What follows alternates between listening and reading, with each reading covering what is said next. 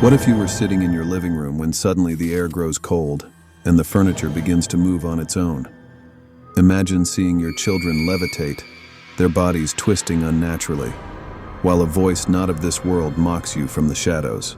Welcome to the terrifying true story of the Poltergeist in England, the case that sent chills through the country in the 1970s and still haunts skeptics and believers alike to this day. Was it a hoax? Or did something truly sinister invade the home of the Hodgson family? Let's delve deeper, but be warned. Once you hear this, you might start questioning the things that go bump in the night. It all started in August 1977, in a modest home on Green Street, England. The Hodgson family, single mother Peggy and her 4 children, had no idea that their ordinary lives were about to take a horrifying turn. The first sign of trouble was subtle, just a loud knocking sound echoing through the house. At first it seemed harmless, almost like the house settling, but then the knocking grew more frequent and more deliberate. Soon after, furniture began to move on its own. Chairs scraped across the floor, tables shifted. But it wasn't until the children started experiencing unexplainable phenomena that things took a darker turn. One of the children, 11-year-old Janet, would later describe being lifted from her bed, floating into the air and slammed back down with force. Neighbors witnessed this for themselves. Even skeptics couldn't deny the strange and terrifying happenings, but could it be real? Or was it a desperate cry for attention from a troubled family? The answer, it seems, would never come easily. As the disturbances escalated, the Hodgsons reached out for help. Enter Maurice Grosse and Guy Lyon Playfair, 2 seasoned paranormal investigators. What they discovered would make even the most hardened skeptic's blood run cold. The knocking continued, but then came something far worse. Disembodied voices, harsh, guttural, mocking voices. The investigators heard them with their own ears. One of the voices, claimed to be that of a former resident, spoke through Janet.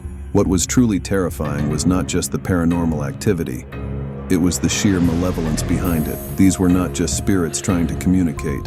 Something far darker was at play. The levitations began. Janet would rise from her bed, twisting and contorting in midair, her body defying gravity in ways that science couldn't explain.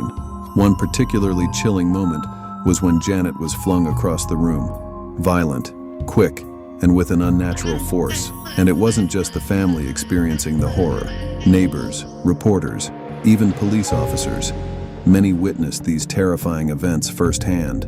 Yet still, there were those who refused to believe. But in the midst of the chaos, one investigator would come face to face with a terrifying entity that would leave him questioning everything he thought he knew about the supernatural. Years later, the haunting would become infamous.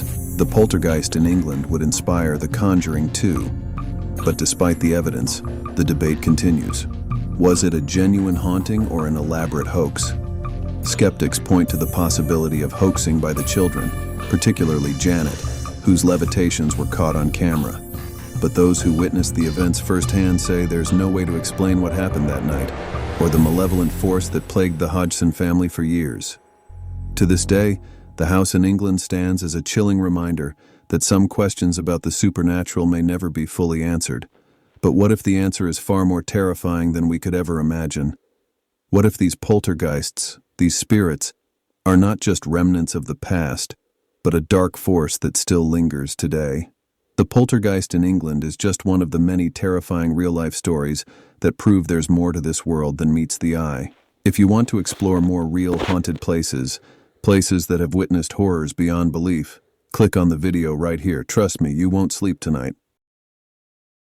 What if a simple wine cabinet could bring nightmares, illness, and even death?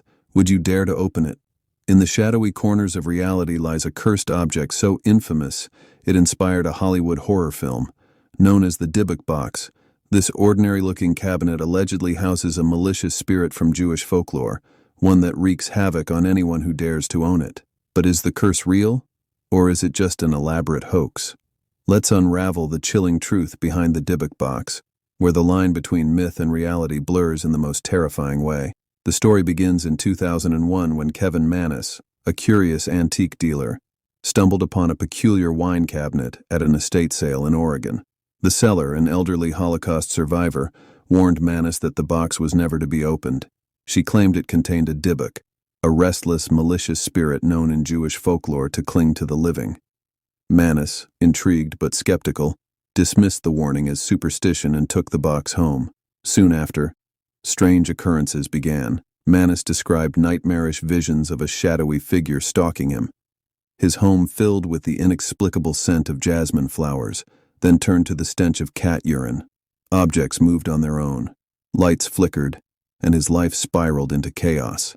But the horror didn't end there. One fateful day, Kevin opened the box. Inside were cryptic items: a strand of hair bound with a cord, a dried rosebud, and a small statue engraved with Hebrew symbols.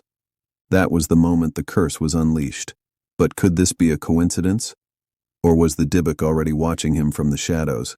After realizing the box might be cursed, Manus tried to rid himself of it by selling it on eBay. Enter Jason Hodgson, a museum director and skeptic, who purchased the Dybbuk box. Hodgson thought the tales were exaggerated, until the horrors followed him too. He reported mysterious illnesses, choking sensations, and vivid dreams of grotesque faces. Even worse, his wife and children began experiencing the same symptoms. Desperate to end the torment, Hodgson consulted rabbis and other spiritual leaders to seal the box using ancient rituals. But the question remains: can something so evil truly be contained? Did you know the Dybbuk box inspired the 2012 film The Possession? The filmmakers claimed eerie incidents occurred on set, including unexplained equipment malfunctions and sudden illnesses. Could the curse have followed the story to Hollywood? Today, the Dybbuk box rests in Zach Bagans' Haunted Museum in Las Vegas, sealed but not forgotten. Visitors claim they feel a dark presence near it, some even fainting or falling ill after being in its proximity. Paranormal investigators have recorded inexplicable phenomena around the box: strange noises, sudden temperature drops, and even shadowy apparitions. But skeptics argue it's nothing more than a well-crafted hoax, fueled by superstition and Hollywood embellishment. What do you think? Is the Dybbuk box a genuine cursed object carrying a malevolent spirit? Or is it simply an elaborate legend designed to prey on our deepest fears? If this story sent chills down your spine, wait until you hear about the most haunted places in the world. Click on the video on your screen now to uncover the terrifying truths hidden in the shadows of history.